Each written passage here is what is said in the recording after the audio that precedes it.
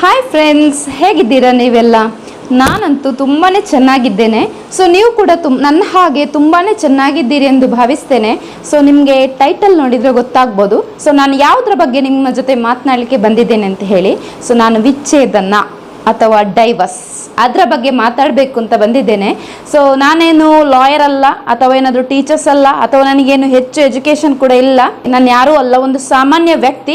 ನಾನು ಏನಕ್ಕೆ ನಿಮ್ಮ ಜೊತೆ ಶೇರ್ ಮಾಡಲಿಕ್ಕೆ ಇಷ್ಟಪಡ್ತಿದ್ದೇನೆ ಅಂತ ಹೇಳಿದರೆ, ಇತ್ತೀಚಿನ ದಿನಗಳಲ್ಲಿ ಉಂಟಲ್ಲ, ವಿಚ್ಛೇದನ ಪ್ರಕರಣಗಳು ಉಂಟಲ್ಲ, ತುಂಬಾ ಜಾಸ್ತಿ ಆಗ್ತಾ ಇದೆ.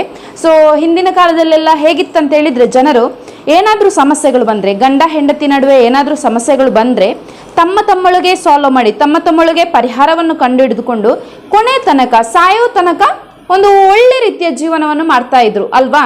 ಇವಾಗ ಏನಾಗಿದೆ ಅಂತ ಹೇಳಿದರೆ, ಜನರಲ್ಲಿ ತಾಳ್ಮೆ ಕಡಿಮೆ ಆಗಿದೆ, ನಿಜ ಅಲ್ವಾ? ಸೊ ಇವಾಗ ಸ್ವಾತಂತ್ರ್ಯ ಜಾಸ್ತಿ ಆಗಿದೆ, ಜನರು ಹೆಚ್ಚಿನ ಸ್ವಾತಂತ್ರ್ಯವನ್ನು ಬಯಸುತ್ತಾರೆ. ಸೊ ಅದಕ್ಕೆಲ್ಲ ಇವಾಗ ವಿಚ್ಛೇದನ ಪ್ರಕರಣಗಳು ತುಂಬಾ ಜಾಸ್ತಿ ಆಗ್ತಾ ಇದೆ, ನಿಜ ಅಲ್ವಾ? ಬನ್ನಿ. ಸೊ ವಿಚ್ಛೇದನ ಏನಕ್ಕೆ ಆಗ್ತದೆ, ಯಾಕೋಸ್ಕರ ಆಗ್ತದೆ, ವಿಚ್ಛೇದನಕ್ಕೆ ಏನೆಲ್ಲ ಕಾರಣಗಳು, ಮತ್ತು ಅದರಿಂದ ಏನು ಒಬ್ಬ ವ್ಯಕ್ತಿಯ ಮೇಲೆ ಆಗುವ ದುಷ್ಪರಿಣಾಮವೇನು ಅಥವಾ ಲಾಭಗಳೇನು, ಸೊ ಇದಕ್ಕೆಲ್ಲ ಏನು ಕಾರಣ ಅಂತೇಳಿ ನೋಡೋಣ. ಫ್ರೆಂಡ್ಸ್, ವಿಚ್ಛೇದನ ಅಂದರೆ ಏನು? ಒಂದು ಮದುವೆ ಆದ ಒಂದು ಹುಡುಗ ಹುಡುಗಿ ಮದುವೆ ಆದಮೇಲೆ ಗಂಡ ಹೆಂಡತಿ ಆಗ್ತಾರೆ. ಈ ಗಂಡ ಹೆಂಡತಿ ತಮ್ಮ ನಡುವೆ ತಾವು ಒಟ್ಟಿಗೆ ಜೀವಿಸುವಾಗ ತಮಗೆ ಜೀವಿಸಲು ಒಬ್ರಿಗೊಬ್ರಿಗೆ ಒಂದೇ ರೂಮಲ್ಲಿ ಒಂದೇ ಮನೆಯಲ್ಲಿ ಜೀವಿಸಲು ಆಗುವುದಿಲ್ಲ, ಸಾಧ್ಯನೇ ಇಲ್ಲ ಎಂದಾಗ ಏನಂತಾರೆ, ವಿಚ್ಛೇದನ ಪಡೆದುಕೊಳ್ತಾರೆ, ಡಿವೋರ್ಸ್ ತಗೊಳ್ತಾರೆ. ಸೊ ಇಲ್ಲಿ ಈಗಿನ ಸಮಾಜದಲ್ಲಿ ಏನಾಗ್ತಿದೆ ಅಂತ ಹೇಳಿದರೆ, ಸಂಬಂಧಗಳಿಗೆ ಬೆಲೆ ಇಲ್ಲ ಅಂತ ಹೇಳಿದರೆ. ಸೊ ಇವಾಗ ಏನಾಗಿದೆ, ಇವಾಗ ಹಿಂದಿನ ಕಾಲದಲ್ಲೆಲ್ಲ ತಂದೆ ತಾಯಿ ಏನು ಹೇಳ್ಕೊಡ್ತೀವಿ, ಇವರು ದೊಡ್ಡಪ್ಪ, ಇವರು ದೊಡ್ಡಮ್ಮ, ಇವರು ಚಿಕ್ಕಮ್ಮ, ಇವರು ಚಿಕ್ಕಪ್ಪ, ಅಥವಾ ಇವರು ಅಜ್ಜ, ಇವರು ಅಜ್ಜಿ, ಆ ರೀತಿಯಾಗಿ ಸಂಬಂಧಗಳ ಹೆಸರುಗಳನ್ನು ಹೇಳಿಕೊಡ್ತಿದ್ರು, ಗೊತ್ತಾಯ್ತಾ? ಇವಾಗ ಏನಾಗಿದೆ ಅಂತ ಹೇಳಿದರೆ, ಎಲ್ಲರಿಗೆ ಆಂಟಿ ಅಂಕಲ್ ಅಷ್ಟೇ, ನಿಜ ಅಲ್ವಾ? ಸಂಬಂಧಗಳ ಬೆಲೆ ಕಡಿಮೆ ಆಗಿದೆ ಮೊದಲನೇದಾಗಿ. ಮತ್ತೇನಂತ ಹೇಳಿದರೆ, ಕಷ್ಟಗಳನ್ನು ಸಹಿಸಿಕೊಳ್ಳುವಂಥ ಮನಸ್ಥಿತಿ ಇಲ್ಲ ಜನರಲ್ಲಿ. ಏನು ಸಮಸ್ಯೆಗಳು ಬರುತ್ತವೆ ಅದಕ್ಕೊಂದು ಪರಿಹಾರ ಇದ್ದೇ ಇರುತ್ತೆ ಪ್ರತಿಯೊಂದು ಸಮಸ್ಯೆಗಳಿಗೆ, ಆದರೆ ಅದನ್ನು ಕಂಡುಕೊಳ್ಳುವುದರಲ್ಲಿ ವಿಫಲ ಆಗ್ತಾರೆ. ಸೊ ಮೊದಲನೇದಾಗಿ ಗಂಡ ಹೆಂಡತಿ ನಡುವೆ ಬರುವಂಥ ಮೊದಲನೇ ಕಾರಣವೆಂದರೆ ನಂಬಿಕೆ. ಸೊ ನಂಬಿಕೆ ಅನ್ನೋದು ಜೀವನದಲ್ಲಿ ತುಂಬಾನೇ ಮುಖ್ಯ ಆಗಿರ್ತದೆ. ಗಂಡ ಹೆಂಡತಿ ಅಂದರೆ ಒಬ್ಬರಿಗೆ ಒಬ್ಬರ ಮೇಲೆ ನಂಬಿಕೆ ಇದ್ರೆ ಮಾತ್ರ ಜೀವನ ಮಾಡಲಿಕ್ಕೆ ಸಾಧ್ಯ. ಸೊ ಗಂಡ ಹೆಂಡತಿ ಇರುವಾಗ ಇನ್ನೊಬ್ಬರ ಜೊತೆ ಸಂಬಂಧವನ್ನು ಇಟ್ಕೊಳ್ಳೋದು, ಗಂಡ ಇನ್ನೊಂದು ಹುಡುಗಿಯ ಜೊತೆ ಸಂಬಂಧ ಇಟ್ಕೊಳ್ಳೋದು, ಅಥವಾ ಹೆಂಡತಿ ಇನ್ನೊಂದು ಹುಡುಗನ ಜೊತೆಗೆ ಸಂಬಂಧ ಇಟ್ಕೊಳ್ಳೋದು. ಆ ರೀತಿಯಾಗಿ ಒಂದು ಸಲ ಈಗ ಗಂಡನಿಗೆ ಹೆಂಡತಿ ಮೇಲೆ ಅಥವಾ ಹೆಂಡತಿಗೆ ಗಂಡನ ಮೇಲೆ ಒಂದು ಸಲ ನಂಬಿಕೆಯನ್ನು ಕಳೆದುಕೊಂಡರೆ ಮತ್ತೆ ಅದು ಕೊನೆ ತನಕ ಜೀವಿಸಲಿಕ್ಕೆ ಅಸಾಧ್ಯ ಅಂದರೆ ಅಸಾಧ್ಯ. ಯಾಕಂತ ಹೇಳಿದರೆ, ಪ್ರತಿ ಕ್ಷಣ ಪ್ರತಿ ದಿನ ಕೊರಗುತ್ತೆ. ಅವಳ ಜೊತೆ ಅವನು ಏನು ಸಂಬಂಧ ಹೊಂದಿದ್ನೇನು, ಏನು ದೈಹಿಕ ಸಂಬಂಧ ಹೊಂದಿದ್ನೇನು, ಅವನ ಜೊತೆ ತಿರುಗಾಡ್ಲಿಕ್ಕೆ ಹೋಗಿದ್ನೇನು, ಅವಳ ಜೊತೆ ತಿರುಗಾಡ್ಲಿಕ್ಕೆ ಹೋಗಿದ್ದೆ, ಏನಾದರೂ ಕೆಟ್ಟ ಸಂಬಂಧ ಇದೆಯಾ ಅಂತ ಇದೇ ವಿಷಯ ಜಗಳ ಆಗಿ ಆಗಿ ಆಗಿ ಆಗಿ ಕೊನೆಗೆ ಡೈವರ್ಸ್ಗೆ ಕಾರಣ ಆಗ್ತದೆ. ಮೊದಲನೇ ಕಾರಣ ನಂಬಿಕೆ. ಫ್ರೆಂಡ್ಸ್, ಎರಡನೇದಾಗಿ ಹೇಳಬೇಕಂತ ಹೇಳಿದರೆ ಆತ್ಮೀಯತೆಯ ಕೊರತೆ. ಸೊ ಆತ್ಮೀಯತೆಯ ಕೊರತೆ ಏನಂತ ಹೇಳಿದರೆ, ಸೊ ಒಬ್ರಿಗೊಬ್ಬರು ತಮ್ಮ ಭಾವನೆಗಳನ್ನು ಹಂಚಿಕೊಳ್ಳಲು ಸಮಯವನ್ನು ಮೀಸಲಿಡದೇ ಇರುವುದು. ಇವಾಗ ಗಂಡ ಬೆಳಿಗ್ಗೆ 8 ಹೋಗ್ತಾರೆ, ಆಫೀಸಿಗೆ ಹೋಗ್ತಾರೆ, ಸಂಜೆ ಬರ್ತಾರೆ, ಊಟ ಮಾಡ್ತಾರೆ, ಮಲಗ್ತಾರೆ. ಹೆಂಡತಿ ನೀನು ಊಟ ಮಾಡಿದ್ಯಾ, ಅಥವಾ ಏನು ಮಾಡಿದ್ದಿ, ಬೆಳಿಗ್ಗೆಯಿಂದ ಏನು ಮಾಡ್ತಿದ್ದಿ, ಅಥವಾ ಹೆಂಡತಿ ಆದವಳು ಗಂಡ ನೀವು ಏನು ಮಾಡ್ತಿದ್ರಿ ಬೆಳಿಗ್ಗೆಯಿಂದ, ಹೇಗೆ ದಿನ ಕಳೆಯಿತು, ಆ ರೀತಿಯೆಲ್ಲ ಒಬ್ಬರಿಗೊಬ್ಬರು ಕ್ವಶನ್ ಕೇಳಬೇಕು. ಪ್ಲಸ್ ನೀವು ಆನ್ಸರ್ ಕೂಡ ಮಾಡಬೇಕು, ಉತ್ತರಿಸಬೇಕು. ನಾವು ಮತ್ತೆ ಏನಂತ ಹೇಳಿದರೆ, ಇವಾಗ ಹೆಂಡತಿ ಏನಾದರೂ ಹೇಳಿದಾಗ ಗಂಡ ಏನೂ ಉತ್ತರಿಸದೆ ಮೌನವಾಗಿರ್ತಾರೆ, ಅಥವಾ ಗಂಡ ಏನಾದರೂ ಕೇಳಿದಾಗ ಹೆಂಡತಿ ಕೂಡ ಎಷ್ಟು ಬೇಕು ಅಷ್ಟೇ ಉತ್ತರಿಸಿ ಮೌನವಾಗಿರ್ತಾರೆ. ಅವಾಗ ಇಬ್ಬರ ನಡುವಿನ ಆತ್ಮೀಯತೆ ಕಡಿಮೆ ಆಗ್ತದೆ. ಸೊ ಅವಾಗ ಏನಾಗ್ತದೆ, ಒಂಟಿತನ ಕಾಡ್ತದೆ. ನನ್ನ ಗಂಡ ಈ ರೀತಿ ಮಾತನಾಡಿದ್ರು ಏನೂ ರಿಪ್ಲೈ ಕೊಡೋದಿಲ್ಲ, ಎಷ್ಟು ಮೆಸೇಜ್ ಮಾಡಿದ್ರು ರಿಪ್ಲೈ ಕೊಡೋದಿಲ್ಲ, ಕಾಲ್ ಮಾಡಿದ್ರು ರಿಪ್ಲೈ ಕೊಡೋದಿಲ್ಲ. ಮದುವೆ ಮೊದಲು ಹೇಗೆ ನಾವು ಕಾಲ್ ಮತ್ತು ಮೆಸೇಜ್ ಎಲ್ಲ ಎಷ್ಟು ಮಾತಾಡ್ತಿದ್ವಿ, ಹೌದಾ ಇಲ್ಲ? ಅರೇಂಜ್ಡ್ ಮ್ಯಾರೇಜ್ ಆದ್ರೂ ಸಹ ಎಂಗೇಜ್ಮೆಂಟ್ ಆದಮೇಲೆ ಮಾತಾಡ್ತೇವೆ ಇಲ್ವಾ? ಮಾತಾಡ್ತಾ ಇರ್ತೀರಿ. ಸೊ ಆತ್ಮೀಯತೆಯ ಕೊರತೆ ಉಂಟಾದಾಗ ನಮ್ಮಲ್ಲಿ ಏನಾಗ್ತದೆ, ಆಲೋಚನೆಗಳು ಬೇರೆ ಬರ್ತವೆ. ಯಾಕೆ ನಾವು ಬೇರೆಯವರನ್ನು ಮದುವೆ ಆಗಬೇಕಿತ್ತು, ಅಥವಾ ಬೇರೆಯವನ ಜೊತೆ ಸಂಬಂಧ ಇಟ್ಕೊಳ್ವ, ಅವನಾದರೂ ಒಳ್ಳೆ ಮಾತಾಡ್ತಾನೆ, ಆ ರೀತಿ ಭಾವನೆಗಳು ಬಂದಾಗ ಅದೇ ಒಂಟಿತನ ಕಾಡಿ ಡೈವರ್ಸಿಗೆ ಕಾರಣ ಆಗ್ತದೆ. ಮೂರನೇದಾಗಿ ಹೇಳಬೇಕಂತ ಹೇಳಿದರೆ, ಸಂಶಯ ಮತ್ತು ಅವಮಾನ. ಸಂಶಯ ಅಂತ ಹೇಳಿದರೆ ಡೌಟ್. ಹೇಳ್ತಾರಲ್ಲ, ಇವಾಗ ನನ್ನ ಗಂಡ ಎಷ್ಟೊತ್ತಿಗೆ ಏನು ಮಾಡ್ತಿದ್ದ, ಇಷ್ಟು ಟೈಮ್ ಎಲ್ಲಿಗೆ ಹೋಗಿದ್ರು, ಅಥವಾ ನನ್ನ ಹೆಂಡತಿ ಏನು ಮಾಡ್ತಿದ್ಲು ಇಷ್ಟೊತ್ತಿಗೆ, ಎಲ್ಲಿಗೆ ಹೋಗಿದ್ಲು, ಏನು ಮಾಡ್ತಿದ್ಲು, ಯಾರ ಜೊತೆ ಇದ್ಲು, ಆ ರೀತಿ ಒಂದು ತಲೆಯಲ್ಲಿ ಒಂದು ಡೌಟು, ಸಂಶಯ. ಅಥವಾ ನನ್ನ ಹೆಂಡತಿ ಮನೆಯಲ್ಲಿದ್ದಾಗ ಬೇರೆಯವ್ರ ಜೊತೆ ಫೋನಲ್ಲಿ ಮಾತಾಡ್ತಿದ್ಲೇನು, ಒಂದು ವೇಳೆ ಫೋನ್ ಬ್ಯುಸಿ ಬಂದಾಗ ಏನು ಅಂದ್ಕೊಳ್ತೇವೆ, ಇವಳು ಯಾರೋ ಬೇರೆಯವ್ರ ಜೊತೆ ಕಾಂಟ್ಯಾಕ್ಟ್, ಇವಳು ತಂದೆ ತಾಯಿ ಜೊತೆ ಮಾತಾಡಿರ್ಬೋದು, ಫ್ರೆಂಡ್ಸ್ ಜೊತೆಗೆ, ಬೆಸ್ಟ್ ಫ್ರೆಂಡ್ಸ್ ಜೊತೆಗೆ ಮಾತಾಡ್ಬೋದು, ಗರ್ಲ್ ಫ್ರೆಂಡ್ಸ್ ಜೊತೆಗೆ ಸಹ ಮಾತಾಡಿರ್ಬೋದು ಹೆಂಡತಿ, ಹೌದಿಲ್ಲ. ಎಲ್ಲದಕ್ಕೂ ಇವಳು ಬೇರೆಯವ್ರ ಜೊತೆ ಮಾತಾಡ್ತಿರ್ಬೋದು, ಅಲ್ಲ ಬೇರೆಯವ್ರ ಜೊತೆ ಸಂಬಂಧ ಎಂದ್ಕೊಂಡು ಡೌಟ್ ಉಂಟಲ್ಲ, ಸಂಶಯ ಮನಸ್ಸಲ್ಲಿ ಇದ್ದರೆ ಒಬ್ಬರಿಗೊಬ್ಬರಿಗೆ ಅಂಡರ್ಸ್ಟ್ಯಾಂಡಿಂಗ್ ಬರೋದಿಲ್ಲ, ಅರ್ಥ ಮಾಡಿಕೊಳ್ಳಿಕ್ಕೆ ಸಾಧ್ಯನೇ ಇಲ್ಲ, ಗೊತ್ತಾಯ್ತಾ. ಮತ್ತೆ ಹೇಳು ಅಂತ ಹೇಳಿದರೆ ಅವಮಾನ ಮಾಡೋದು. ಏನಾದರೂ ಇವಾಗ ಮನೆಯಲ್ಲಿ ಹೆಂಡತಿ ಒಂದು ಪ್ರೀತಿಯಿಂದ ಅಡುಗೆ ಮಾಡಿಕೊಟ್ಲು ಅಂದ್ಕೊಳ್ಳಿ, ಅದಕ್ಕೆ ಏನು ಹೇಳ್ತಾರೆ, ಇದು ಅಡುಗೆ ಚೆನ್ನಾಗಿಲ್ಲ, ನಿಂಗೆ ಅಡುಗೆ ಮಾಡಲಿಕ್ಕೇ ಬರೋದಿಲ್ಲ, ಬೇರೆಯವರು ಮನೆಯಲ್ಲಿ ಚೆನ್ನಾಗಿ ಮಾಡ್ತಾರೆ, ಅಥವಾ ಅವಳು ಚೆನ್ನಾಗಿ ಮಾಡ್ತಾಳೆ, ಅವನು ಚೆನ್ನಾಗಿ ಮಾಡ್ತಾನೆ, ನೀವು ಚೆನ್ನಾಗಿ ಮಾಡೋದಿಲ್ಲ, ನೀವು ಅಡುಗೆ ಮಾಡೋದಿಲ್ಲ, ಆ ರೀತಿ ಚಿಕ್ಕ ಪುಟ್ಟ ವಿಷಯಗಳೆಲ್ಲ ಅವಮಾನಿಸೋದು. ಮನೆ ಕ್ಲೀನಿಲ್ಲ ಹಿಡಿದಿದ್ರೆ ಬೇರೆಯವರು ಕ್ಲೀನಾಗಿರ್ತಾರೆ, ನೀನು ಮಾತ್ರ ಇಡುವುದಿಲ್ಲ, ನೀನು ಹಾಗೆ, ನೀನು ಹೀಗೆ, ಅಥವಾ ಹೆಂಡತಿ ಗಂಡನಿಸ ನೀವು ಹಾಗೆ, ಬೇರೆಯವರು ಒಳ್ಳೆ ರೀತಿಯಲ್ಲಿ ನೋಡ್ಕೊಳ್ತಾರೆ, ಅವರು ಒಳ್ಳೆ ರೀತಿಯಲ್ಲಿ ನೋಡ್ಕೊಳ್ಳೋದಿಲ್ಲ, ನೀವು ಹೀಗೆ ಖರ್ಚು ಮಾಡ್ತೀರಾ, ಆ ರೀತಿ ತುಂಬ ಇನ್ಸಲ್ಟ್ ಮಾಡ್ತಾರಲ್ಲ, ಅವಮಾನಿಸ್ತಾರಲ್ಲ, ಅದು ಕೂಡ ಒಂದು ಡೈವರ್ಸಿಗೆ ಮುಖ್ಯ ಕಾರಣ ಆಗ್ತದೆ. ಫ್ರೆಂಡ್ಸ್, 4ನೇದಾಗಿ ನಾನು ಹೇಳಬೇಕಂತ ಹೇಳಿದರೆ ದೈಹಿಕವಾಗಿ ಮತ್ತು ಮಾನಸಿಕವಾಗಿ ಕಿರುಕುಳ. ಸೊ ಕೆಲವರು ಏನು ಮಾಡ್ತಾರೆ ಅಂತ ಹೇಳಿದರೆ, ಇವಾಗ ನಾನು ಮೊದಲು ಹೇಳಿದ ಎಲ್ಲ ಕೆಲವೊಂದು ಹುಡುಗರಲ್ಲಿ ಇದ್ದರೆ ಹೆಂಡತಿಗೆ ಮನೆಯಲ್ಲಿ ಹೊಡೆಯುವುದು ಮಾಡ್ತಾರೆ. ಇದರಲ್ಲಿ ಈ ದೈಹಿಕ ಮತ್ತು ಮಾನಸಿಕ ಹಿಂಸೆ ಕೊಡೋದ್ರಲ್ಲಿ ಅತ್ತೆ ಮಾವನ ಪಾತ್ರ ತುಂಬಾ ಇರುತ್ತೆ. ಇದು ನಾನು ಹೇಳಿದ್ನಲ್ಲ, ನಾನು ಕೂಡ ಕೆಲವೊಂದು ಅನುಭವಗಳನ್ನು ಅರಿತು ಹೇಳಿರುವಂಥದ್ದು. ಏನಕ್ಕೆ ಅಂತೇಳಿದರೆ, ಗಂಡ ಮನೆಯಲ್ಲಿರುವಾಗ ಅತ್ತೆ ಮಾವ ಚೆನ್ನಾಗಿರ್ತಾರೆ, ಯಾರ ಜೊತೆ, ಸೊಸೆಯ ಜೊತೆಗೆ ಅಥವಾ ಮಗನ ಜೊತೆಗೆ. ಯಾವಾಗ ಗಂಡ ಕೆಲಸಕ್ಕೆ ಹೋದ್ರು ಅಂತ ಆ ಟೈಮಲ್ಲಿ ಅತ್ತೆ ಮಾವ ಟಾರ್ಚರ್ ಕೊಡ್ಲಿಕ್ಕೆ ಸ್ಟಾರ್ಟ್ ಮಾಡ್ತಾರೆ ಹೆಂಡತಿ. ಎಲ್ಲರ ಮನೆಯಲ್ಲಿ CC ಕ್ಯಾಮರಾಗಳು ಇರುವುದಿಲ್ಲ. ಹೆಂಡತಿ ಏನು ಹೇಳ್ತಾಳೆ, ಹೀಗೆ ಮಾಡ್ತಾ ಇದ್ದಾರೆ ಅತ್ತೆ ಮಾವ ಅಂತ. ಬಟ್ ಗಂಡನ ಒಪ್ಲಿಕ್ಕೆ ರೆಡಿ ಇರುವುದಿಲ್ಲ, ಯಾಕಂದ್ರೆ ಅವ್ನ ತಂದೆ ತಾಯಿಯನ್ನು ಅತಿಯಾಗಿ ಪ್ರೀತಿಸ್ತಿರ್ತಾನೆ. ಯಾಕಂತೇಳಿ ತಂದೆ ತಾಯಿ ಅಂದ್ರೆ ಹೇಳ್ತಾರಲ್ಲ, ಮದುವೆ ಮೊದಲು ನೀನೇ ಪ್ರೀತಿ, ನೀನೇ ಪ್ರಪಂಚ, ನೀನಿಲ್ಲದೆ ನಾನು ಬದುಕುವುದಿಲ್ಲ. ಆದರೆ ಮದುವೆ ಆದ ಮೇಲೆ ಅಪ್ಪ ಅಮ್ಮ. ಸೊ ನನ್ನ ಪ್ರಕಾರ ಇವಾಗ ಏನಂತ ಹೇಳಿದರೆ, ಗಂಡ ಕೆಲಸಕ್ಕೆ ಹೋದಾಗ ಅತ್ತೆ ಮಾವಂದಿರು ಹೊಡೆಯುವುದು ಅದು ಇದು ಮಾಡ್ತಾರೆ, ಅಥವಾ ಅತ್ತೆ ಮಾವಂದಿರು ಗಂಡ ಕೆಲಸದಿಂದ ಬಂದ ತಕ್ಷಣ ಚಾಡಿ ಹೇಳಿಕೊಡುದು, ಅವಳು ಹಾಗೆ ಮಾಡಿದ್ಲು, ಅವಳು ನನಗೆ ಊಟ ಕೊಡಲಿಲ್ಲ, ಈ ಥರ ಸುಳ್ಳು ಅಪವಾದಗಳನ್ನೆಲ್ಲ ಹಾಕ್ತಾರೆ. ಅದನ್ನೆಲ್ಲ ಹೇಳಿಕೊಂಡು ಗಂಡ ಹೊಡಿತಾರೆ. ಈ ರೀತಿಯಾಗಿ ಎಲ್ಲ ಇರುವಾಗ ದೈಹಿಕ ಮತ್ತು ಮಾನಸಿಕವಾಗಿ ಕುಗ್ಗಿ ಹೋಗ್ತಾರೆ. ಯಾಕಂತ ಹೇಳಿದ್ರೆ, ಒಂದು ಹೆಣ್ಣು ಗಂಡನ ಮನೆಗೆ ಮದುವೆಯಾಗಿ ಬರುವಾಗ ತನ್ನ ತಂದೆ ತಾಯಿಯನ್ನು ಬಿಟ್ಟು ಬಂದಿರ್ತಾರೆ, ಸುತ್ತಮುತ್ತ ಗೆಳೆಯ ಗೆಳತಿಯರನ್ನು ಬಿಟ್ಟು ಬಂದಿರ್ತಾರೆ, ಓಕೆ, ತನ್ನ ಆತ್ಮೀಯರನ್ನು ಬಿಟ್ಟು ಬಂದಿರ್ತಾರೆ, ಮತ್ತು ತನ್ನ ಮನೆಯ ಸುತ್ತಮುತ್ತಲಿರೋ ಪರಿಸರ, ತನ್ನ ಒಂದು ಹೌದಲ್ವ ಅಲ್ಲಿ ಒಂದು ಸಂತೋಷವ ಕಳೆದಂಥ ದಿನಗಳನ್ನು ಎಲ್ಲ ಬಿಟ್ಟು ಬಂದಿರ್ತಾರೆ. ಅಣ್ಣ ತಮ್ಮಂದಿರು, ಅಕ್ಕ ತಂಗಿರ ಜೊತೆ ಕಳೆದ ಕ್ಷಣಗಳನ್ನೆಲ್ಲ ಬಿಟ್ಟು ತಮ್ಮ ಜೊತೆಗೆ ತಾವೇ ಸರ್ವಸ್ವ ಎಂದು ನಂಬಿಕೊಂಡು ಬಂದಿರುವಾಗ ನೀವು ದೈಹಿಕವಾಗಿ ಮತ್ತು ಮಾನಸಿಕವಾಗಿ ಹಿಂಸೆ ಕೊಡಬಾರ್ದು. ಯಾಕಂತ ಹೇಳಿದ್ರೆ, ಹೆಣ್ಣು ತಾಯಿ ಮನೆಯಲ್ಲಿಲ್ಲ, ಗಂಡನ ಮನೆಯಲ್ಲಿದ್ದಲ್ಲಿ ಬೇರೆ ಮನೆ. ನೀವೇನು ಅಂದ್ಕೊಳ್ತೀರಾ, ಮಗ ನನ್ನವನು, ಅತ್ತೆ ಮಾವ ನನ್ನವರು, ಓಕೆ, ತಮ್ಮ ಇದ್ರೆ ತಮ್ಮ ನಾನು, ಆದ್ರೆ ಹೆಂಡತಿ ಮಾತ್ರ ಬೇರೆ ಮನೆಯವಳು ಅಥವಾ ಬೇರೆ ರಕ್ತ ಸಂಬಂಧ, ಆ ರೀತಿಯಾಗಿ ಟ್ರೀಟ್ ಮಾಡ್ತೀರಾ. ಎಷ್ಟು ನ್ಯಾಯ? ಯಾಕಂತ ಹೇಳಿದ್ರೆ, ಅವಳು ಎಲ್ಲರನ್ನು ಬಿಟ್ಟು ನಿಮ್ಮವಳೇ ಅನ್ಕೊಂಡು ನಿಮ್ಮ ಮನೆಗೆ ಬಂದಿರುವಾಗ ನೀವು ದೈಹಿಕ ಮತ್ತು ಮಾನಸಿಕ ಕಿರಿಕಿರಿ ಕೊಡಬಾರ್ದು. ಅತ್ತೆ ಮಾವ ತುಂಬಾ ಸೊಸೆಯಂದಿರಿಗೆ ಹೊಡಿತಾರೆ, ನಾನು ನೋಡಿದ್ದೇನೆ, ಮಾನಸಿಕ ಹಿಂಸೆ ಕೊಡ್ತಾರೆ, ನೀನು ಹೊರಟೋಗು, ನೀನು ಹಾಗೆ ಹೀಗೆ ಹಾಗೆಲ್ಲ. ಈ ರೀತಿಯಾಗಿ ಹೆಂಡತಿ ಏನಾಗ್ತಾಳೆ, ಮಾನಸಿಕವಾಗಿ ಕುಗ್ಗಿ ಹೋಗ್ತಾಳೆ. ಅವಾಗ ಇವಳಿಗೂ ಅನಿಸುತ್ತೆ, ಈ ಮನೆಯಲ್ಲಿ ಇರುವುದು ನಂಗೆ ಅಸಾಧ್ಯ, ಸೊ ನಾವು ಡೈವರ್ಸ್ ಕೊಡುವ ಅಂತೇಳಿ ಯೋಚಿಸ್ತಾರೆ. ಇವಾಗಿನ ಏನು ಸಮಾಜದಲ್ಲಿ ಏನು ನಡೀತಾ ಇದೆ ಅಂತ ಹೇಳಿದ್ರೆ, ಗಂಡ ಸಹ ಒಳ್ಳೆ ಎಜುಕೇಶನ್ ಮಾಡಿರ್ತಾರೆ, ಹೆಂಡತಿ ಸಹ ಒಳ್ಳೆ ಎಜುಕೇಶನ್ ಮಾಡಿರ್ತಾರೆ, ಇಬ್ಬರು ಕೂಡ ದುಡಿಲಿಕ್ಕೆ ಹೋಗ್ತಾರೆ, ಹಣ ಸಂಪಾದನೆ ಮಾಡ್ತಾರೆ. ಈ ತರ ಹಣ ಸಂಪಾದನೆ ಮಾಡುವಾಗ ಹೆಂಡತಿಗೆ ಒಂದು ಭಾವನೆ ಇರುತ್ತೆ, ನಾನು ಸಹ ದುಡಿತೇನೆ, ನಾನು ಸಹ ಜೀವನ ಮಾಡ್ಬೋದು. ಗಂಡನಿಗೆ ಸಹ ಭಾವನೆ ಇರುತ್ತೆ, ನಾನು ದುಡಿತೇನೆ, ನಾನು ಏನೋ ಜೀವನ ನಡೆಸ್ಬೋದು. ಈ ರೀತಿಯಾಗಿ ಹಣದ ವಿಚಾರದಲ್ಲಿ ಅಲ್ಪ ಸ್ವಲ್ಪ ಏನು ಗಂಡ ಜಾಸ್ತಿ ದುಡಿದ್ರೆ ಅಥವಾ ಹೆಂಡತಿ ಜಾಸ್ತಿ, ನೀನು ಜಾಸ್ತಿ ದುಡಿತಿ, ನಾನು ಜಾಸ್ತಿ ದುಡಿತೇನೆ, ಆ ರೀತಿ ಚಿಕ್ಕ ಪುಟ್ಟ ಸಮಸ್ಯೆಗಳು ಬರುತ್ತವೆ. ಹೀಗಿರುವಾಗ ನಾವು ಅಂದ್ರೆ ಮನಸ್ಥಿತಿ ಒಳ್ಳಿರುತ್ತೆ, ನನ್ನ ಹೆಂಡತಿ ಜಾಸ್ತಿ ದುಡಿದ್ರು ನನಗೆ, ನನ್ನ ಗಂಡ ಜಾಸ್ತಿ ದುಡಿದ್ರು ನನಗೆ, ತಾಯಿ ಮನೆಗೆ ಇಷ್ಟು ಕೊಡಬೇಕು ಅಂತ ಹೆಂಡತಿಗೆ ಅನಿಸಿದ್ರೆ ಕೊಡ್ಲಿ, ಏನಾಯ್ತು, ತಪ್ಪೇನಿದೆ, ಹೌದಿಲ್ಲ. ತಂದೆ ತಾಯಿ ಅವರು ಸಾಕಿರ್ತಾರೆ, ಓಕೆ, ತಾನು ದುಡಿದದ್ರಲ್ಲಿ ಒಂದು 5% 2% ತನ್ನ ತಾಯಿಗೆ ಕೊಡ್ಲಿ. ಯಾಕೆ, ಗಂಡ ನೀವು ದುಡಿದದ್ದು ನಿಮ್ಮ ತಂದೆ ತಾಯಿಗೆ ಕೊಡುದಿಲ್ವಾ?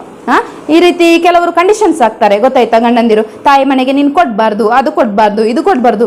ಏನು ತಪ್ಪೇನಿದೆ? ಯಾಕೆ, ತಂದೆ ತಾಯಿ ಕೂಡ ಒಂದು 20-21 ವರ್ಷ ಅಥವಾ 25 ವರ್ಷ ಸಾಕಿರೋದಿಲ್ವಾ ಪಾಪ, ಹೌದಿಲ್ವಾ?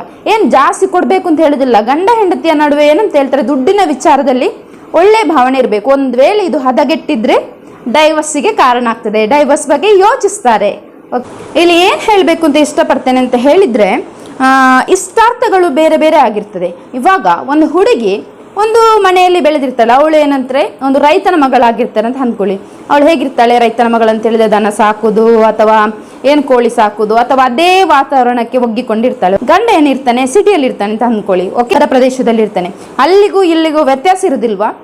ಸೊ ಇವಾಗ ಎಂತ ಹೇಳ್ತಾರೆ, ಗಂಡನಿಗೆ ಚಹಾ ಬೇಕು, ನನಗೆ ಕಾಫಿ ಬೇಕು, ಆ ಥರ ನಾವು ಹೇಳಿಕ್ಕೆ ಆಗುದಿಲ್ಲ. ಏನಂತ ಹೇಳಿದ್ರೆ ನಾವು ಕೆಲವೊಂದನ್ನು ತ್ಯಾಗ ಮಾಡಬೇಕಾಗುತ್ತೆ. ಸೊ ನನಗೆ ನನ್ನ ತಮ್ಮ ಹೇಳಿರುವಂಥದ್ದು, ಅವನಿಗೆ ಅವನ ಸಂಬಂಧಿಕರು ಹೇಳಿರುವಂಥದ್ದು, ಈಗ ಒಂದು ಎಜುಕೇಷನ್ ಮಾಡುವಾಗ ನಿದ್ದೆಯನ್ನು ತ್ಯಾಗ ಮಾಡಬೇಕು ಅಂತ ಗೊತ್ತಾಯ್ತು. ಯಾಕಂತ ಹೇಳಿದ್ರೆ ನಾವು ಬರೀ ನಿದ್ದೆ ಮಾಡ್ತಿದ್ರೆ ಎಜುಕೇಷನ್ ಮಾಡೋದು ಯಾವಾಗ?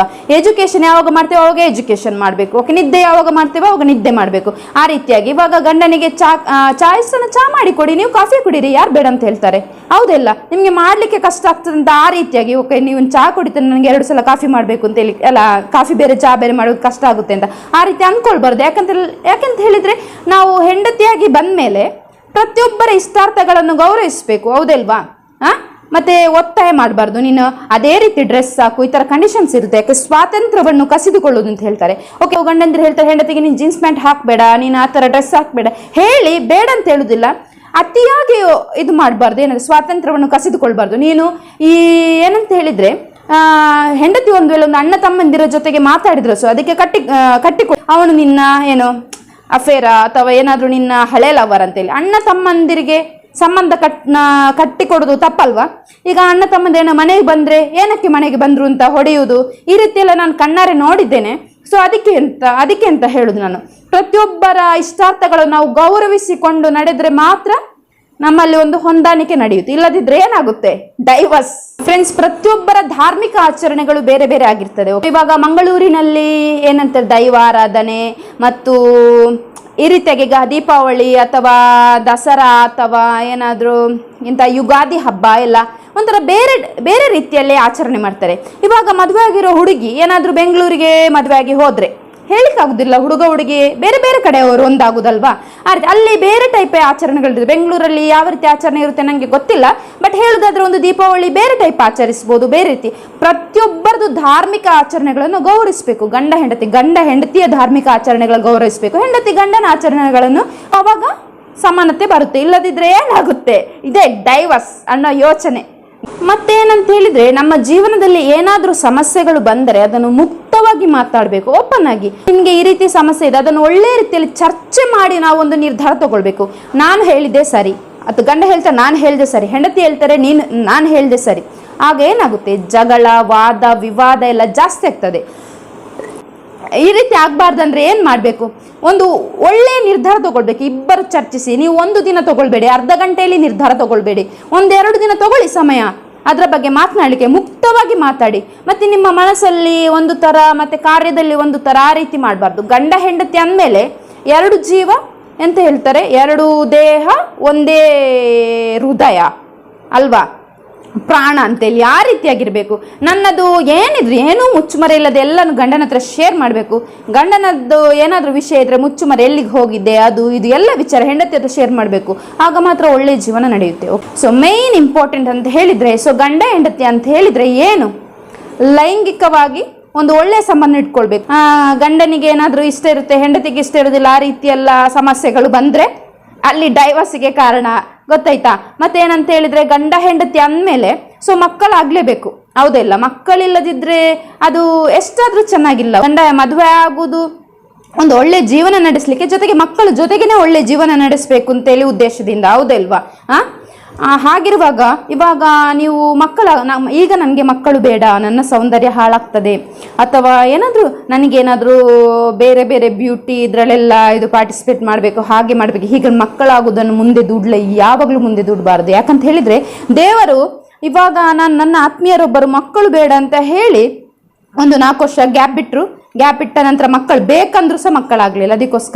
ಅದಕ್ಕೆ ಹೇಳಿರುವಂಥದ್ದು. ಇದೆಲ್ಲ ನೀವು ಚರ್ಚಿಸಿ ಒಂದು ಒಳ್ಳೆ ಈ ತಂದೆ ತಾಯಿ ಅತ್ತೆ ಮಾವ ಅವರ ಜೊತೆ ಎಲ್ಲ ಚರ್ಚಿಸಿ ಸಹ ನಿರ್ಧಾರ ತಗೊಳ್ಬೋದು. ಮತ್ತು ಮಕ್ಕಳಾಗಲೇಬೇಕು. ಯಾಕಂದರೆ ಬಂಜೆತನ ಅಂತ ಹೇಳಿದರೆ ಒಂದು ಲೆಕ್ಕ ಬೇರೆ, ಮಕ್ಕಳಾಗುವ ಎಲ್ಲ ಎಂತ ಹೇಳ್ತಾರೆ, ಎಲ್ಲ ಭಾವನೆಗಳು ಅಥವಾ ಏನಾದರೂ ಎಲ್ಲ ತಾಕತ್ತು ನಮ್ಮ ಇದರಲ್ಲಿ ಇದ್ದರೆ, ಬಾಡಿಯಲ್ಲಿ ಇದ್ದರೆ ಏನಕ್ಕೆ ನಾವು ಮುಂದೂಡಬೇಕು? ಹೌದಿಲ್ಲ? ಲೈಂಗಿಕ ಸುಖ ಇಬ್ಬರಿಗೂ ಸಿಕ್ಕಿದ್ರೆ ಅದೊಂದು ಒಳ್ಳೆಯ ಜೀವನ. ಗಂಡ ಹೆಂಡತಿ ಅಂದರೆ ಹಾಗೇನೆ ಅಲ್ವಾ? ಹಾಗೆ ಫ್ರೆಂಡ್ಸ್, ನನಗೇನು ತಿಳಿದಿದೆ ನಾನು ಅದು ನಿಮ್ಮ ಜೊತೆ ಶೇರ್ ಮಾಡಿದ್ದೇನೆ. ಏನಂತ ಹೇಳಿದ್ರೆ, ಕೆಲವೊಮ್ಮೆ ಬಲ್ಲವರಿಂದ ಕಲಿತು, ಕೆಲವೊಂದು ಪುಸ್ತಕಗಳನ್ನು ಓದಿ, ಕೆಲವು ಮೊಬೈಲಿಂದ ತಿಳಿದು, ಮತ್ತು ಕೆಲವೊಂದು ಸ್ವಂತ ಅನುಭವದಿಂದ ನನ್ನ ಒಂದು ಮನಸ್ಸಿನ ಭಾವನೆಗಳನ್ನು ಡೈವರ್ಸ್ ಆಗಲಿಕ್ಕೆ ಕಾರಣ ಏನು ಅಂತ ನಿಮಗೆ ತಿಳಿಸಿದ್ದೇನೆ. ಸೊ ನಿಮಗೆ ಈಗ ಇಡೀ ಒಂದು ಕೋಟಿ ಜನರಲ್ಲಿ ಎಲ್ಲರ ಮನಸ್ಸುಗಳು ಒಂದೇ ಥರ ಇರುವುದಿಲ್ಲ. ಪ್ರತಿಯೊಬ್ಬರ ಭಾವನೆಗಳು ಬೇರೆ ಬೇರೆ ಆಗಿರ್ತದೆ. ಹೇಳ್ತಾರಲ್ಲ, ಒಂದು ಕೈಯಲ್ಲಿರುವ ಕೈ ಬೆರಳುಗಳೇ ಒಂದೇ ರೀತಿ ಇಲ್ಲ ಅಂದಮೇಲೆ ಪ್ರತಿಯೊಬ್ಬರ ಮನಸ್ಸು, ಭಾವನೆ ಮತ್ತು ಜೀವನ ಶೈಲಿ ಅದು ಇದೆಲ್ಲ ಬೇರೆ ಇರುತ್ತೆ. ಹೀಗಿರುವಾಗ ನಿಮ್ಮ ಅಭಿಪ್ರಾಯವೇನು? ನನ್ನ ಅಭಿಪ್ರಾಯ ನಿಮಗೆ ಇಷ್ಟ ಆದರೆ ಲೈಕ್ ಮಾಡಿ. ನಿಮ್ಮ ಅಭಿಪ್ರಾಯವೇನು? ನಿಮ್ಮ ಮನಸ್ಸಿನ ಭಾವನೆ ಏನು ಅಂತೇಳಿ ಕಮೆಂಟ್ ಮೂಲಕ ತಿಳಿಸಿ. ಮರಿಬೇಡಿ. ನಾನು ಡೈವರ್ಸ್ ಏನಕ್ಕೆ ಆಗುತ್ತೆ ಅಂತ ತಿಳಿಸಿದ್ದೇನೆ. ಡೈವರ್ಸ್ ಆಗೋದ್ರಿಂದ ಏನೆಲ್ಲ ದುಷ್ಪರಿಣಾಮಗಳಾಗುತ್ತವೆ? ಮೊದಲನೇದಾಗಿ, ಒಂದು ಸಲ ಮದುವೆ ಆದಮೇಲೆ ಅದು ಮೊದಲನೇ ಮದುವೆ ಅಂತ ಆಗಿರ್ತದೆ. ನೀವು ಒಂದು ವೇಳೆ ಡೈವರ್ಸ್ ಆದರೆ ಇವನ್ ಮಕ್ಕಳಿದ್ರೆ ಮಕ್ಕಳ ಮೇಲೆ ಎಷ್ಟು ದುಷ್ಪರಿಣಾಮ ಬೀಳ್ತದೆ. ಈಗ ತಂದೆ ತಾಯಿಯ ಜಗಳದಿಂದ ಮಕ್ಕಳು ಅನಾಥ ಆಗ್ತಾರೆ. ಹೌದಲ್ಲ? ಒಂದು ಮಗುವಿಗೆ ತಂದೆ ತಾಯಿಯ ಪ್ರೀತಿ ಬೇಕಾ ಬೇಡವಾ? ಬೇಕಲ್ವಾ? ಡೈವರ್ಸ್ ಆಗೋದ್ರಿಂದ ತಂದೆ ಒಂದು ಕಡೆ ತಾಯಿ ಒಂದು ಕಡೆ ಆದರೆ ಮಕ್ಕಳು ಯಾರನ್ನು? ಈಗ ತಂದೆ ದೂರ ಆದರೆ ತಾಯಿ ಜೊತೆ ಇದ್ರೆ ತಂದೆಯ ಪ್ರೀತಿ ಸಿಕ್ಕಿದ್ರೇನೆ ಒಳ್ಳೇದಲ್ಲ. ಮಕ್ಕಳು ಕೊರಗ್ತಾರೆ, ಗೊತ್ತಾಯ್ತಾ? ಶಿಕ್ಷಣದಲ್ಲಿ ಕೂಡ ಸ್ವಲ್ಪ ಡಲ್ ಆಗ್ತಾರೆ, ಮತ್ತು ಆಕ್ಟಿವಿಟೀಸಲ್ಲಿ ಡಲ್ ಆಗ್ತಾರೆ. ಎಲ್ಲರ ಶಾಲೆಯಲ್ಲಿ ಪೇರೆಂಟ್ಸ್ ಮೀಟಿಂಗಿಗೆ ತಂದೆ ತಾಯಿ ಅಂತ ಬಂದಾಗ ನನ್ನ ತಂದೆ ಬರಲಿಲ್ಲ ಅಥವಾ ನನ್ನ ತಾಯಿ ಬರಲಿಲ್ಲ, ಒಂದು ಫೀಲಿಂಗ್ಸ್ ಇರುವುದಿಲ್ವಾ? ಹೌದಿಲ್ಲ? ಎಲ್ಲರೂ ಹೇಳ್ತಾರೆ, ನಿನ್ನ ಅಪ್ಪ ಇಲ್ಲ, ನನ್ನ ಅಪ್ಪ ಇದ್ದಾರೆ, ನನ್ನ ಅಪ್ಪ ಇಲ್ಲಿಗೆ ಕರ್ಕೊಂಡು ಹೋದ್ರು, ನನ್ನ ಅಪ್ಪ ಬೀಚಿಗೆ ಕರ್ಕೊಂಡು ಹೋದ್ರು, ನನ್ನ ಅಪ್ಪ ದೇವಸ್ಥಾನ ಸುತ್ತಾಡಲಿಕ್ಕೆ ಕರ್ಕೊಂಡು ಹೋದ್ರು, ಅಥವಾ ನನ್ನ ಅಪ್ಪ ಏನಾದ್ರು ಯಾವುದು ಬೆಂಗಳೂರು ನೋಡಲಿಕ್ಕೆ ಕರ್ಕೊಂಡು ಹೋದ್ರು, ನನ್ನ ಅಪ್ಪ ವಿಮಾನದಲ್ಲಿ ಕರ್ಕೊಂಡು ಹೋದ್ರು, ನನ್ನ ಅಪ್ಪ ಟ್ರೈನಲ್ಲಿ ಕರ್ಕೊಂಡು ಹೋದ್ರು. ಆ ರೀತಿ ಎಲ್ಲ ಒಂದು ಮಕ್ಕಳು ಶಾಲೆಯಲ್ಲಿ ಶೇರ್ ಮಾಡ್ತಾರೆ. ಹೌದಲ್ವಾ? ಹಾಗಿರುವಾಗ ಈ ರೀತಿ ಡೈವರ್ಸ್ ಆದ ಮಕ್ಕಳು ಏನು ಯೋಚಿಸ್ತಾರೆ? ನನ್ನ ತಂದೆ ಇರ್ತಿದ್ರೆ ನಾನು ಹೀಗಿರ್ತಿದ್ದೆ, ನನ್ನ ತಾಯಿ ಇರ್ತಿದ್ರೆ ನಾನು ಹೀಗಿರ್ತಿದ್ದೆ. ಗಂಡ ಹೆಂಡತಿಯ ಜಗಳದಿಂದ ಮಕ್ಕಳ ಭವಿಷ್ಯ ಹಾಳಾಗುತ್ತಾ ಇಲ್ವಾ? ನೀವೇ ಯೋಚಿಸಿ. ಹೌದಲ್ಲ? ಡೈವರ್ಸ್ ಕೊಡದೆ ನೀವು ಹೇಗೆ ಯಾವ ರೀತಿ ಜೀವನ ಮಾಡ್ಬೋದು ಅಂತ ಹೇಳಿದರೆ, ನಾನು ಡೈವರ್ಸ್ಗೆ ಏನು ಕಾರಣ ತಿಳಿಸಿದ್ದೇನಲ್ವಾ, ಅದನ್ನೇ ಫಾಲೋ ಮಾಡಿದ್ರಾಯ್ತು. ಆತ್ಮೀಯತೆ ಅಂತ ಒಬ್ಬರ ಜೊತೆ ಮಾತನಾಡೋದು, ಗಂಡ ಹೆಂಡತಿ ಮಾತನಾಡೋದು, ತಮ್ಮ ಭಾವನೆಗಳನ್ನು ಮುಕ್ತ ರೀತಿಯಲ್ಲಿ ಹಂಚಿಕೊಳ್ಳುವುದು, ಒಯ್ಕೆಯನ್ನು ಕಳೆದುಕೊಳ್ಳದಿರುವುದು. ಗಂಡ ಹೆಂಡತಿ ಅಂದಮೇಲೆ ಗಂಡ ಹೆಂಡತಿ, ಮೂರನೇ ವ್ಯಕ್ತಿ ನಮ್ಮ ಜೀವನದಲ್ಲಿ ಬೇಡ. ಮೂರನೇ ವ್ಯಕ್ತಿ ಬಂದರೆ ಏನಾಗುತ್ತೆ? ಅದು ಇದು ಚಾಡಿ ಹೇಳಿಕೊಟ್ಟಲು ಜೀವನ ಹಾಳಾಗಿ ಹೋಗ್ತದೆ, ಗೊತ್ತಾಯ್ತಾ? ಗಂಡ ಹೆಂಡತಿಯ ಸ್ವಾತಂತ್ರ್ಯವನ್ನು ಗೌರವಿಸುವುದು, ಮತ್ತೆ ಅವರ ಇಷ್ಟಾರ್ಥಗಳನ್ನು ಗೌರವಿಸುವುದು ಇದೆ. ನಾನೇನು ಡೈವರ್ಸ್ಗೆ ಕಾರಣ ಹೇಳಿದೆ ನೋಡಿ, ಅದೇ ಕಾರಣವನ್ನೆಲ್ಲ ತನ್ನ ಲೈಫಲ್ಲಿ ಇದು ಎಂತ ಹೇಳ್ತಾರೆ, ತಮ್ಮ ಜೀವನದಲ್ಲಿ ಅಳವಡಿಸಿಕೊಳ್ಳುವುದು. ಆ ರೀತಿಯಾಗಿದ್ರೆ ಡೈವರ್ಸ್ ಆಗುದಿಲ್ಲ ಅಷ್ಟೇ. ಯಾಕೆಂತ ಹೇಳಿದ್ರೆ, ಮಕ್ಕಳಿಲ್ಲದಿದ್ರೂ ಕೂಡ ಇನ್ನೊಂದು ಮದುವೆ ಆಗಿದ್ರೆ ಏನದು? ಎರಡನೇ ಮದುವೆ. ಅದಕ್ಕೆ ಏನೆಲ್ಲ ಕೆಟ್ಟದ್ದು ಹೇಳ್ತಾರೆ, ಅವಳು ಎರಡನೇ ಮದುವೆ ಆದ್ಲು, ಅವಳು ಗಂಡನನ್ನು ಬಿಟ್ಟವಳು, ಅವಳು ಗಂಡನಿಗೆ ಡೈವರ್ಸ್ ಕೊಟ್ಟವಳು, ಅವಳಿಗೆ ಅತ್ತೆ ಮಾವನ ಜೊತೆ ಒಳ್ಳೆ ಜೀವನ ಮಾಡ್ಲಿಕ್ಕೆ ಆಗ್ಲಿಲ್ಲ, ಅವಳಿಗೆ ಗಂಡನ ಜೊತೆ ಒಳ್ಳೆ ಜೀವನ ಮಾಡ್ಲಿಕ್ಕೆ ಆಗ್ಲಿಲ್ಲ, ಇನ್ನೊಂದು ಮದುವೆ ಆಗ್ತೀರಾ? ಅವಾಗ ಏನ್ ಹೇಳ್ತಾರೆ, ಫಸ್ಟ್ ಗಂಡನ ಜೊತೆಗೆ ಒಳ್ಳೆ ಜೀವನ ಮಾಡ್ಲಿಕ್ಕೆ ಆಗ್ಲಿಲ್ಲ, ಇನ್ನೊಂದು ಗಂಡನ ಜೊತೆಗೆ ಒಳ್ಳೆ ಜೀವನ ಮಾಡ್ಬೋದಾ ಇವಳು? ಆ ಥರ ಏನಂತ ಹೀಯಾಳಿಸ್ತಾರೆ, ಗೊತ್ತಾಯ್ತಾ ಜನರು. ನಾನು ಹೀಯಾಳಿಕೆಗೋಸ್ಕರ ಡೈವರ್ಸ್ ಕೊಡಬೇಡಿ ಅಂತ ಹೇಳುದಿಲ್ಲ, ನಿಮ್ಮ ಜೀವನಕ್ಕೋಸ್ಕರ. ನಾವು ಸೆಲೆಕ್ಟ್ ಮಾಡುವಾಗಲೇ ಒಂದು ಒಳ್ಳೆಯ ಗುಣನಡತೆ ಇರುವ ಹುಡುಗನನ್ನು ಸೆಲೆಕ್ಟ್ ಮಾಡಿ ಅಂತ ಹೇಳಿಕ್ಕೆ ಇಷ್ಟಪಡ್ತೇನೆ. ಎಂಗೇಜ್ಮೆಂಟ್ ಆದ ನಂತರ 1-2 ತಿಂಗಳಾದರೂ ಗ್ಯಾಪ್ ಇಡಿ. ಕೆಲವರು ಇವತ್ತು ಎಂಗೇಜ್ಮೆಂಟ್ ಆಗ್ತಾರೆ, ನಾಳೆನೇ ಮದುವೆ ಆಗ್ತಾರೆ. ಒಬ್ಬರಿಗೊಬ್ಬರು ಅರ್ಥ ಮಾಡಿಕೊಳ್ಳಿಕ್ಕೆ ಸಮಯನೇ ಇರುವುದಿಲ್ಲ. ಮದುವೆ ಆದ್ಮೇಲೆ ಈಗ ನಾವು ಪರಸ್ಪರ ದೂರ ಇರುವಾಗ ಸುತ್ತಾಡ್ತೇವೆ, ಅಥವಾ ಏನಾದ್ರು ಒಂದು ದಿನ ಸುತ್ತಾಡ್ತೇವೆ, ಒಂದು ದಿನ ಫೋನಲ್ಲಿ ಮಾತಾಡ್ತೇವೆ. ಹೇಗೆ ಇರ್ತಾರೆ ಅಂತ ಗೊತ್ತಾಗುತ್ತೆ ಜನರು? ಇಲ್ಲಲ್ಲ, 1-2-3 ತಿಂಗಳು ಎಂಗೇಜ್ಮೆಂಟ್ ಆದ್ಮೇಲೆ ಮಾತಾಡಿದಾಗ ಗೊತ್ತಾಗುತ್ತೆ ಇವಳು ಹೀಗೆ ಅಂತೇಳಿ ಗುಣ. ಒಂದು ವೇಳೆ ಇಷ್ಟ ಆಗದಿದ್ರೆ ಎಂಗೇಜ್ಮೆಂಟ್ ಆದ್ರೂ ಬಿಡ್ಬೋದು, ಏನು ಪ್ರಾಬ್ಲಮ್ ಇಲ್ಲ. ಯಾಕೆಂತ ಹೇಳಿದ್ರೆ, ಮದುವೆ ಆಗಿ ತಮ್ಮ ಜೀವನದಲ್ಲಿ ಫುಲ್ ಹಾಳು ಮಾಡಿಕೊಂಡು ಬಿಡುವ ಬದಲು ಜಗಳ ಅದು ಇದೆಲ್ಲ ಮಾಡಿಕೊಂಡು ಎಂಗೇಜ್ಮೆಂಟ್ ಆದ್ಮೇಲೆ ಅವಳು ಇಷ್ಟ ಆಗದಿದ್ರೆ ಬಿಡಿ, ಏನು ಮಾಡ್ಲಿಕ್ಕೆ ಆಗುದಿಲ್ಲ, ಖರ್ಚಾಗಿರುತ್ತೆ. ಬಟ್ ಏನಂತ ಹೇಳಿದ್ರೆ, ಜೀವನ ಮುಖ್ಯ. ಗಂಡ ಹೆಂಡತಿ ಅಂದಮೇಲೆ ಸಾಯೋ ತನಕ ಒಟ್ಟಿಗಿರ್ಬೇಕು, ಹೌದಲ್ವಾ? ಹಿಂದಿನ ಕಾಲದವರು ಹೇಗಿದ್ರು, ಎಷ್ಟು ಕಷ್ಟಪಡ್ತಿದ್ರು, ಅದೆಲ್ಲ ಕಷ್ಟವನ್ನು ಸಹಿಸಿಕೊಂಡು ಏನು ತಂದೆ ತಾಯಿ ಮನೆಗೆ ಹೋಗ್ತಿದ್ರಾ? ಇಲ್ಲ. ಯಾಕೆ ಹೇಳಿ? ತಂದೆ ತಾಯಿಯವರು ತಗೊಳ್ತಿರ್ಲಿಲ್ಲ ಮನೆಗೆ. ಯಾಕಂತ ಹೇಳಿದ್ರೆ, ತುಂಬಾ ಜನ ಮಕ್ಕಳಿದ್ರು, ನೀನು ಹೋಗಿ ಕುತ್ಕೊಂಡ್ರೆ ನಾವು ಇನ್ನೊಬ್ಳಿಗೆ ಮದುವೆ ಆಗೋದಿಲ್ಲ, ಅದು ಹೆದರಿಕೊಂಡು. ತಂದೆ ತಾಯಿಯ ಭಯ ಇತ್ತು, ಗುರು ಹಿರಿಯರ ಭಯ ಇತ್ತು, ಏನಂತ ವಯಸ್ಸಾದವ್ರದ್ದೆಲ್ಲ ಭಯ ಇತ್ತು. ಇವಾಗ ಏನಂತ ಹೇಳಿದ್ರೆ, ಜನರಿಗೆ ಭಯ ಕಡಿಮೆ ಆಗಿದೆ, ಸ್ವಾತಂತ್ರ್ಯ ಹೆಚ್ಚಾಗಿದೆ. ಅದಕ್ಕೋಸ್ಕರ ತುಂಬಾನೇ ಡೈವರ್ಸ್ಗಳು ಆಗ್ತವೆ. ಈ ರೀತಿಯಾಗಿ ಆಗಬೇಡಿ ಅಂತ ಹೇಳಿಕ್ಕೆ ಇಷ್ಟಪಡ್ತೇನೆ. ಎಲ್ಲರೂ ಇನ್ನು ಜಸ್ಟ್ ಈ ಒಂದು ವಿಡಿಯೋ ನೋಡಿ ಆದ್ರೂ ಸಹ ನೀವು ಡೈವರ್ಸ್ ಯಾರೆಲ್ಲ ಮಾಡಬೇಕು ಅಂತ ಯೋಚನೆ ಮಾಡಿದ್ದೀರಾ, ಆ ಒಂದು ಯೋಚನೆಯಿಂದ ದೂರವಿರಿ. ಯಾಕೆ ಇವತ್ತಿದ್ದ ಮನುಷ್ಯ ನಾಳೆ ಇರುವುದಿಲ್ಲ, ಹೌದಿಲ್ವಾ? ಅವತ್ತು ನಾವು ಚೆನ್ನಾಗಿದ್ದೇವೆ, ಸೊ ನಾಳೆ ಸತ್ತು ಹೋಗ್ಬೋದು, ಗೊತ್ತಾಯ್ತಾ? ಅದಕ್ಕೋಸ್ಕರ ಇರುವಷ್ಟು ದಿನ ಒಳ್ಳೆ ರೀತಿಯಲ್ಲಿ ಇರಿ. ಮತ್ತೇನು ಅರೇಂಜ್ಡ್ ಮ್ಯಾರೇಜ್ ಆಗಲಿ ಲವ್ ಮ್ಯಾರೇಜ್ ಆಗಲಿ, ಯಾವ ವ್ಯಕ್ತಿ ಜೊತೆ ಮದುವೆ ಆಗಿದ್ದೇವೆ ಅವರ ಜೊತೆ ಒಳ್ಳೆ ರೀತಿಯಲ್ಲಿ ಜೀವನ ಕಳೀರಿ. ಇವಾಗ ನಮ್ದು ಏನು ಗಂಡ ಇದ್ದಾನೆ ನೋಡಿ, ನಾವೇನು ಹೆಂಡತಿ ಇದೆಯೋ ಮದುವೆ, ಅವ್ರು ಮಾತ್ರ ನಿಮಗೆ ಇಡೀ ಜೀವನ ಪರ್ಮನೆಂಟ್. ಅವನೇ ಗಂಡ, ಅವನೇ ಹೆಂಡತಿ. ಉಳಿದೆಲ್ಲ ಹುಡುಗಿಯರು ಗಂಡನಿಗೆ ಏನಾಗ್ತಾರೆ? ಅಕ್ಕ, ತಂಗಿ, ಅಮ್ಮ, ಆ ರೀತಿಯ ಸಂಬಂಧ. ಹೆಂಡತಿಗೆ ಏನಾಗ್ತಾರೆ? ಉಳಿದೆಲ್ಲ ಹುಡುಗರು ಅಕ್ಕ, ಅಣ್ಣ, ತಮ್ಮ, ಫ್ರೆಂಡ್ಸ್, ಅಷ್ಟೇ, ಜಸ್ಟ್ ಫ್ರೆಂಡ್ಸ್. ಆ ರೀತಿಯಾಗಿ ಸಂಬಂಧನ ಉಳಿಸಿಕೊಳ್ಬೇಕು. ಇಷ್ಟೇ. ವಿಡಿಯೋ ಇಷ್ಟ ಆದ್ರೆ ಒಂದು ಲೈಕ್ ಕೊಡಿ. ತುಂಬಾ ಇಷ್ಟ ಆದ್ರೆ ತಮ್ಮ ಅಭಿಪ್ರಾಯವನ್ನು ಕಮೆಂಟ್ ಮಾಡಿ. ನನ್ನ ಈ ವಿಡಿಯೋದಿಂದ ಈಗ ನಿಮ್ಗೆ ಏನು ಯೂಸ್ ಆಯ್ತು, ನಿಮ್ಗೆ ಪ್ರಯೋಜನ ಆಯ್ತು ಅಂತ ಅನಿಸಿದ್ರೆ, ಸೊ ನಿಮ್ಮ ಸ್ನೇಹಿತರಿಗೆ ಇದರಿಂದ ಪ್ರಯೋಜನ ಆಗ್ಬೇಕು, ತಾನು ಡೈವರ್ಸ್ ಕೊಡೋ ಯೋಚನೆಯನ್ನು ಮಾಡಬಾರ್ದು ಅಂತ ಮನಸ್ಥಿತಿ ಇದ್ರೆ ವಿಡಿಯೋವನ್ನು ಶೇರ್ ಮಾಡಿ ಆದಷ್ಟು. ತಮ್ಮ ಸ್ನೇಹಿತರು ಸಹ ಯಾರಾದ್ರೂ ಇಂಥ ಒಂಟಿತನ ಆ ರೀತಿ ಮನಸ್ಥಿತಿಯಲ್ಲಿದ್ರೆ ಸಿಕ್ಕ ಹೆಂಡತಿಯನ್ನು ಒಳ್ಳೆ ರೀತಿಯಲ್ಲಿ ನಡವಳಿಕೆಯಲ್ಲಿ ಸರಿ ಮಾಡಿಸ್ಕೊಂಡು ಜೀವನ ಹೋಗ್ಬೇಕು. ಚಿಕ್ಕ ಪುಟ್ಟ ತಪ್ಪುಗಳನ್ನು ತಪ್ಪು ಅಂತ ಪ್ರತಿಯೊಬ್ಬ ಮನುಷ್ಯನ ತಪ್ಪು ಮಾಡೇ ಮಾಡ್ತಾರೆ. ಮನುಷ್ಯರ ಮೇಲೆ ತಪ್ಪು ಮಾಡೇ ಮಾಡ್ತಾರೆ. ಯಾಕಂದ್ರೆ ಮನುಷ್ಯರು ದೇವರಲ್ಲ, ಹೌದಿಲ್ಲ? ಮನುಷ್ಯರು ದೇವರ ಅಲ್ಲಲ್ಲ, ಮನುಷ್ಯರು ದೇವರಲ್ಲ. ಒಬ್ಬರು ತಪ್ಪು ಮಾಡ್ತಾರೆ, ತಪ್ಪನ್ನು ತಿದ್ದಿಕೊಳ್ಳುವ ಅವಕಾಶ ಕೊಡಬೇಕು. ಮತ್ತೆ ಒಬ್ಬ ವ್ಯಕ್ತಿ ಆ ರೀತಿ ಇದ್ರೆ ಅದೇ ರೀತಿ ಸ್ವೀಕರಿಸಿ. ಏನು ಮಾಡ್ಲಿಕ್ಕಾಗುತ್ತದೆ? ಏನು ಮಾಡ್ಲಿಕ್ಕಾಗುದಿಲ್ಲ. ಅವರ ಜೀವನ ಶೈಲಿನ ಹಾಗಿರುತ್ತೆ, ನಿಧಾನವಾಗಿ ಬದಲಾಗ್ತಾರೆ. ಕೆಲವು ವಯಸ್ಸಿನ ಅಂತರ ಇದ್ರೆ ಮದುವೆ ಆಗ್ತಾರೆ. ಏನಂತ ಹೇಳಿದ್ರೆ ಹುಡುಗನಿಗೆ ಜಾಸ್ತಿ ವಯಸ್ಸಾಗಿರುತ್ತೆ, ಹುಡುಗಿಗೆ ಕಡಿಮೆ ವಯಸ್ಸು, ಅವಳು ಮಕ್ಕಳಾಟಿಕ್ಕಿರುತ್ತೆ. ಮತ್ತೆ ಸ್ವಲ್ಪ ವಯಸ್ಸಾದಗಳಿಗೆ ಬುದ್ಧಿ ಬಂದಾಗ ಸರಿ ಅಂತಾಳೆ. ಅಷ್ಟು ವರ್ಷ ನೀವು ಸ್ವಲ್ಪ ಅಡ್ಜಸ್ಟ್ ಮಾಡಿಕೊಂಡು ಜೀವನ ಮಾಡಬೇಕು. ಗಂಡ ಹೆಂಡತಿ ಅಂದಮೇಲೆ ಅಡ್ಜಸ್ಟ್ಮೆಂಟ್, ಅಂಡರ್ಸ್ಟ್ಯಾಂಡಿಂಗ್ ಇರಬೇಕು, ಪರಸ್ಪರ ಅರ್ಥ ಮಾಡಿಕೊಳ್ಬೇಕು. ಹೆಂಡತಿ ಚಿಕ್ಕವಳು ಈ ಥರನೇ ಇರಲಿ, ಮುಂದೆ ಸರಿ ಆಗ್ಬೋದು, ಸರಿ ಆಗ್ತಾಳೆ ಅನ್ನೋ ನಂಬಿಕೆ. ಡೈರೆಕ್ಟ್ ಡೈವರ್ಸ್ ಅಂತ ಯೋಚಿಸಬೇಡಿ. ಡೈವರ್ಸ್ ಆದ್ಮೇಲೆ ಜೀವನ ಒಳ್ಳೆ ಇರುವುದಿಲ್ಲ. ಎಷ್ಟು ಹೀಯಾಳಿಕೆಗಳು, ಎಷ್ಟು ಇನ್ಸಲ್ಟ್ಗಳು ಬರುತ್ತವೆ ಗೊತ್ತಾ? ಮುಂದೆ ಒಂದು ಒಳ್ಳೆ ಉತ್ತಮ ವಿಡಿಯೋದೊಂದಿಗೆ ಮತ್ತೆ ಸಿಗೋಣ. ಬಾಯ್ ಬಾಯ್, ಟೇಕ್ ಕೇರ್, ಹ್ಯಾಪಿಯಾಗಿ, ಲವ್ ಯು ಆಲ್.